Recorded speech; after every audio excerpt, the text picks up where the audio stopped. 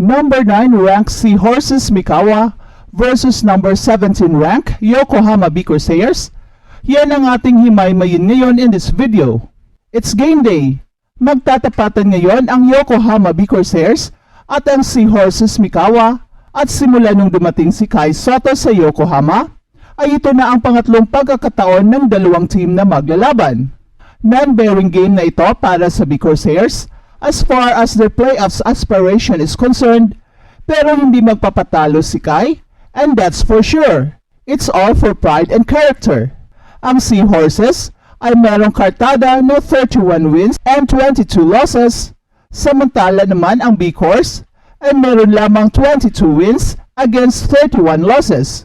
Based on the standings, ay merong 42% chances lang ang B Corps of winning. At ang Yokohama ay galing sa talo, and in the last 5 games ay nakakuha lamang ang team ni Kai ng isang panalo. On the other hand naman, ay galing sa panalo ang Seahorses Mikawa at nakakuha ng 2 panalo in their last 5 games. And now let's go to the numbers.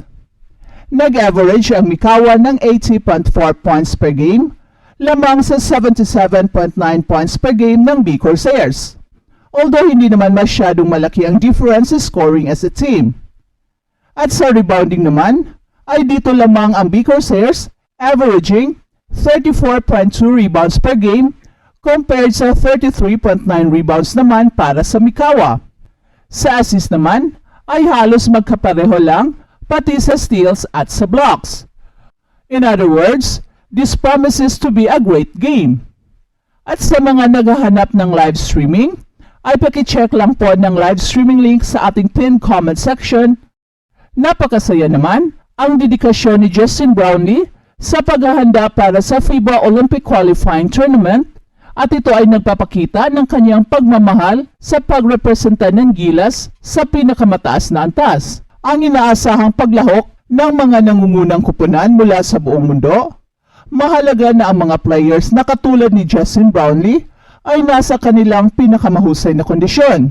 At ang paglalakbay patungo sa Paris Olympics ay tiyak na magiging hamon, pero dahil sa determinasyon at sipag, anything is possible. Good luck kay Justin Brownlee at sa buong Gilas Pilipinas. I think it's great. I get to stay in playing shape, game shape. You don't know what to take away too much time, especially with the Olympic qualifiers coming. You want to be in the best shape you can possibly get. At yan ang sabi ni Justin Brownlee sa isang interview after his recent return to Manila following a break in the Indonesia competition. Sa kasalukuyang All-Filipino Tournament ng PBA, binigyan ng pahintulot si Justin Brownlee ng Barangay Ginebra at ng Samahang Basketball ng Pilipinas na maglaro siya sa Indonesia, kung saan maaring makibahagi siya sa IBL. Ang Pelita Jaya ay isa sa mga pangunahing kupunan sa 2024 IBL season na mayroong 8-1 win-loss record. At si Justin Brownlee ay naglaro lamang ng isang game at nagdala ng 14 points and 11 rebounds sa kanyang debut game sa Pelita Jaya laban sa Ransimba Bogor noong nakaraang March 23. I definitely think playing in Indonesia helps a lot with that. Also just focusing on getting better and better, try to be in tip-top shape. Yan ang dagdag na pahayag ni Justin Brownlee. Sinabi din ni Brownlee na ang FIBA environments sa BCL Asia qualifiers ay nakatulong din sa kanya na muling maging familiar sa format sa maikling international na tournament. Ang FIBA OQT ay gaganapin sa Latvia, kung saan magkaroon ang Gilas Pilipinas ng isang araw na pahinga bago harapin ang host team sa July 3 at ang Georgia sa July 4.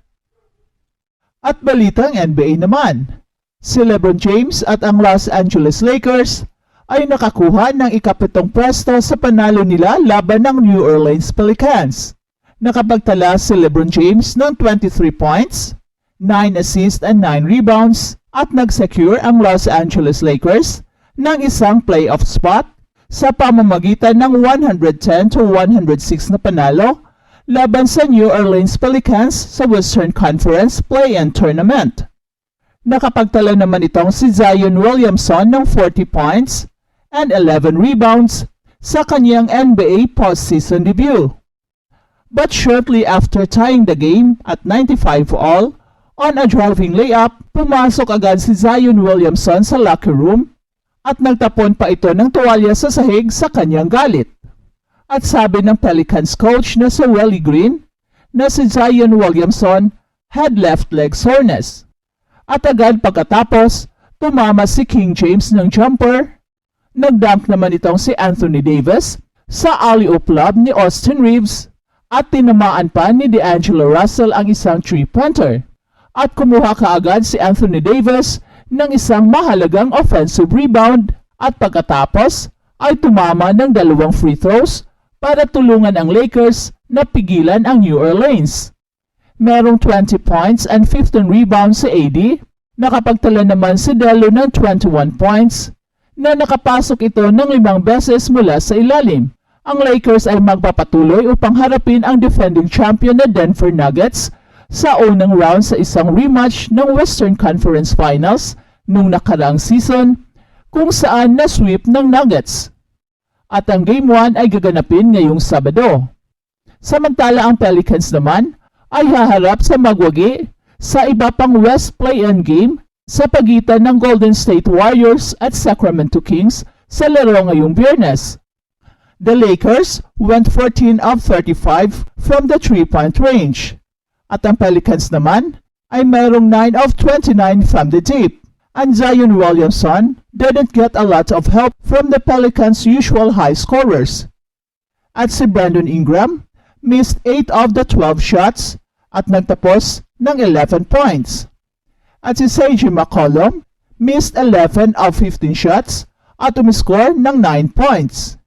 At si Trey Murphy III ay umiscore ng 12 points, hitting 2 threes from beyond 28 feet in the second half para tulungan ang comeback ng New Orleans to tie it galing sa deficit na as large as 18 points. At ang Lakers ay humahabol sa 75-57 sa 75-57 pagkatapos sa layup ni Rui Hachimura sa third quarter.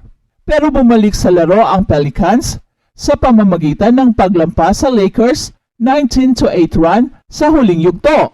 At si Williamson ang nagpaunlad ng pag-akyat ng puntos sa 2 layups.